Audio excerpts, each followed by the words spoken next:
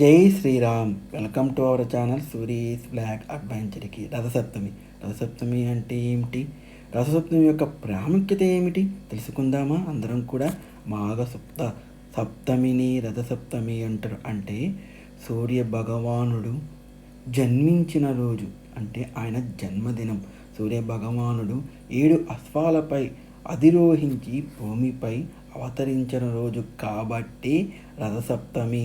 అదే ఆయన పుట్టినరోజుగా అందరూ పండుగను జరుపుకుంటారు.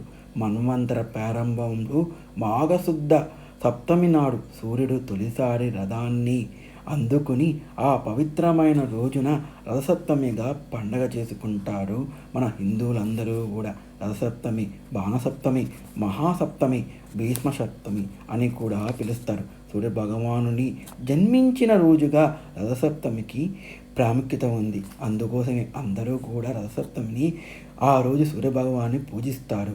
ఆ రోజు ఉపవాసం ఉండి సూర్యభగవాన్ని పూజిస్తే సకల వ్యాధుల నుండి ఉపశమనం కలుగుతుందని నమ్మకం.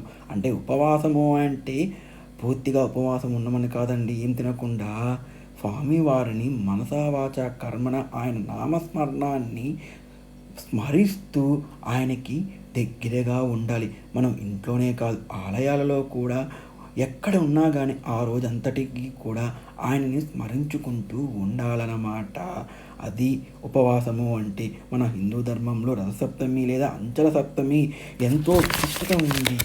అంతేకాదండో, రథసప్తమి ఆరోగ్య సప్తమి అని కూడా పిలుస్తారు.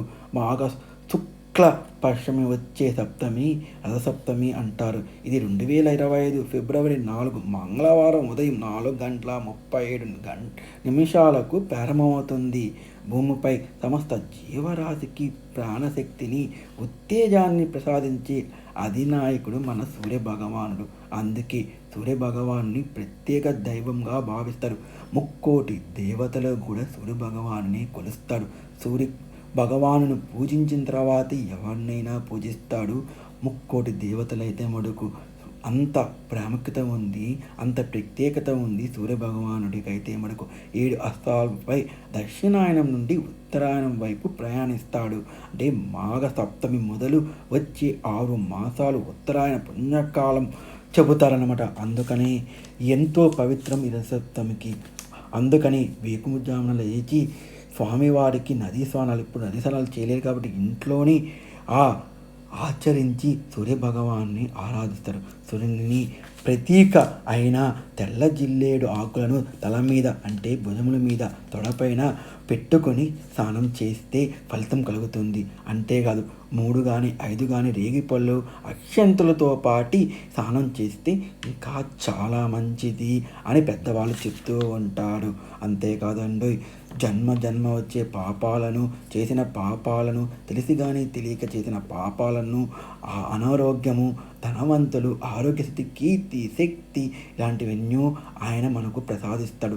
అందుకోసమే ప్రతి ఒక్కరూ కూడా సూర్యభగవాన్ని పూజించాలి. అంతేకాదండి, సూర్యభగవానుడు 7 అస్తాల రథం ఎక్కి మేషం నుంచి మీనం వరకు, అంటే 12 రాసుల వైపు ప్రయాణిస్తాడు. ఈ 12 రాసులను పూర్తి చేసేదానికి ఆయనకి 1 ఏడాది పడుతుంది.